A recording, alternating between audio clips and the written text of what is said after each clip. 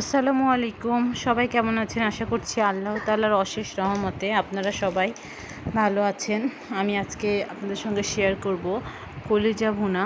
আমি আসলে এটা শুধু কলিজা রাখি নাই, এখানে কলিজা, ফ্যাপসা, গুদ্দা সব কিছু মিলায়ে আমি ভুনা করব। এই জন্য রান্নাটা শুরু করে দিচ্ছি। প্রথমে আমি একটু তেল গরম করে নিয়েছি, নিয়ে তার মধ্যে 1 কাপ পেঁয়াজ কুচি দিয়েছি। আমার কলিজার পরিমাণ ছিল 1 কেজি। আর আমি পেঁয়াজটা সুন্দর করে ভেজে নেব।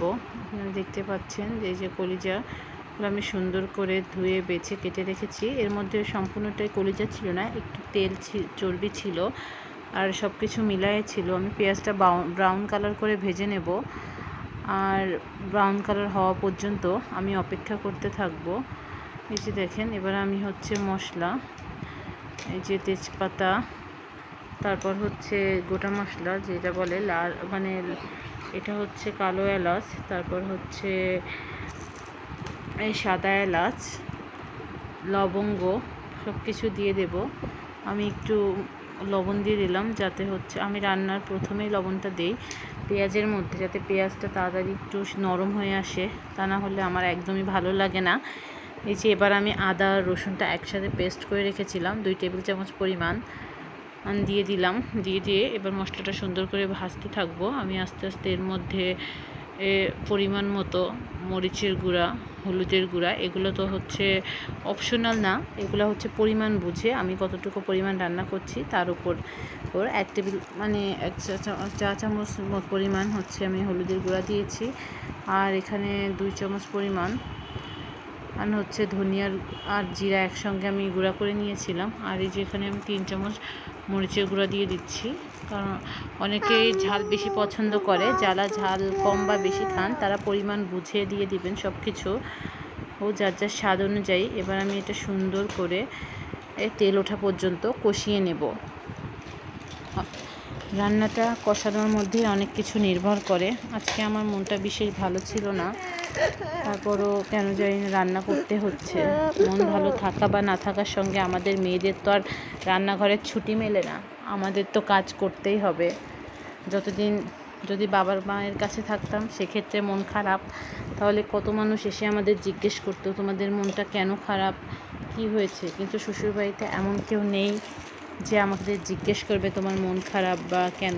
যদি স্বামী ভালো হয় ভাগ্যগুণে, সেক্ষেত্রে আপনাদেরকে যে অন্যথা হতে পারে। যাই হোক, আমি এই কথাটাগুলো বললাম, তার মানে এমন না যে আমার শ্বশুরবাড়ির লোকজন খারাপ বা আমার হাজব্যান্ড খারাপ। আমার হাজব্যান্ড এবং আমার শ্বশুরবাড়ির লোকজন সবাই অনেক সাপোর্টিং এবং সবাই অনেক ফ্রেন্ডলি। আসলে এটা অনেক মেয়ের জীবনেরই গল্প, তাই আর কি কথায় কথায় বলে ফেললাম। এবার আমি কলিজাগুলো দিয়ে দিচ্ছি। কলিজাগুলো দিয়ে আমি সুন্দর করে কষিয়ে নেব যতক্ষণ পর্যন্ত আমার এই কলিজা থেকে পানি বের হয়ে সেই পানিটা না শুকায়, ততক্ষণ পর্যন্ত আমি কলিজাগুলো ভালো করে কষিয়ে নেব।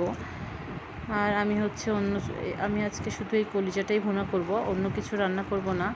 যে কথায় আছে, একটা গল্প অনেক দেখছি ফেসবুকে ঘোরাঘুরি করে, মাঝে মাঝে চোখের সামনে চলে আসে, যে কলিজা ভুনা করে দিলেও কিছু মানুষ আছে যারা বলবে লবণ কম হয়েছে, সেরকম একটা কথা। এই জন্য আমি আবার একটু লবণ দিয়ে দিলাম, যদি আমার ক্ষেত্রেও এই কথাটা ঘটে যায় বা ফলে যায়। এই জন্য আমি একটু লবণ বেশি করে দিয়ে দিলাম, যাতে তারা বলতে পারে কম না বেশি হয়েছে এরকম কিছু। অন্যদিকে আমি একটা ঢাকনা চাপা দিয়ে এটা ঢেকে দিয়েছি কষানো হওয়া পর্যন্ত। আমি মাঝে মাঝে ঢাকনাটা তুলে নেড়ে চেড়ে দেবো, যাতে সুন্দরভাবে উপর নিচে সিদ্ধ হয়ে যায় আর লেগে না যায়। কারণ এটা এমন এক ধরনের কড়াই, যে কড়াইতে সহজেই লেগে যায়। হাইট দিয়েও রান্না করা যায় না, নর্মালি দিলে মানে খুব জালটা কম দিলেও অনেক দেরি হয়ে যায়। আর এই কড়াইটাতে রান্না করে বেশ সুবিধা, গ্যাসটা খরচটা কম হয়, আমার কাছে সেটাই মনে হয়। এই কড়াইটা আমার অনেক আগের, কিন্তু ইদানিং দেখছি এই টাইপের কড়াই বের হয়েছে, এই জন্য আমি ভাবলাম যে আমারটাতেও আমি রান্না করি, কারণ আমারটাতে রান্নাই করা হয় না, লেগে যায় জন্য। কিন্তু এখন দেখছি প্রায় অনেক মানুষই এই কড়াইটা ব্যবহার করছে এবং বলছে খুবই সুন্দর, গ্যাস খরচটা কম হয়, সাশ্রয়ী। এই জন্য আমি ভাবলাম যে আমিও এখন থেকে এই কড়াইতেই রান্না করব। অন্য অনেক কড়াই রান্না করি, তো আসলেই দেখলাম এটাতে অনেক দ্রুতই রান্না হয়, কারণ হিটটা তো ও খুব তাড়াতাড়ি মানে এটা পাতলা, যার কারণে হিটটা খুব দ্রুত লেগে যায়। আমি এর মধ্যে একটু আলু দিয়ে দিচ্ছি, কারণ আমার তো আলু ছাড়া চলে না। আমার আলু ভীষণ পছন্দ, আমি যে কোনো তরকারির মধ্যে আলু বেশি পছন্দ করি, এই জন্য আলুটা দিয়ে দেই। আলুটা আমি একটু ডুমো ডুমো করে কেটে দিয়েছি, অনেকে ভেজে দেয়, তো আমার মনে হলো ভেজে দেওয়ার কোনো প্রয়োজন নেই, কারণ হচ্ছে এটা কষানোর সাথে যাচ্ছে, এটা তো ঝোলের মধ্যে দেওয়া হয়নি। এটা কষানো সুন্দর করে কষিয়ে নিয়ে তারপর আমি একটু অল্প পরিমাণে পানি দিয়ে দেবো, কারণ কলিজা সিদ্ধ হতে বেশি সময় লাগে না, অনেকটাই সিদ্ধ হয়ে গেছে 90% মতো। এবার আমি অল্প কিছু পানি দিয়ে এটা হচ্ছে সিদ্ধ করতে, মানে এই যেটুকু না দিলেই নয়, যাতে আলুটা সিদ্ধ হয়ে যায়। 90% সিদ্ধ হয়েছে মানে অনেকটা, আর আলু সিদ্ধ হতে তো খুব বেশি সময় লাগে না। আর কলিজাটা সিদ্ধ হইলেও এটা তো গলে যাওয়ার কোনো কিছু না যে গলে যাবে। আপনারা চাইলে আরও আধা ঘন্টা মতো রান্না করতে পারেন, তবুও এটা গলে যাবে না। এর সঙ্গে ফ্যাপসাও আছে, এটা তো কখনোই। আর এই যে দেখেন আমার এই ছেলেটা ট্যাও শুরু করেছে, যে সবসময় ভয়েস দেওয়ার সময় আমাকে ডিস্টার্ব করতে থাকে। এবার আমি পরিমাণ মতো পানি অ্যাড করে দিচ্ছি, বলো কথা পর্যন্ত ওয়েট করে এটা হচ্ছে ঠিকঠাক করে জাল দিয়ে নামিয়ে নেব।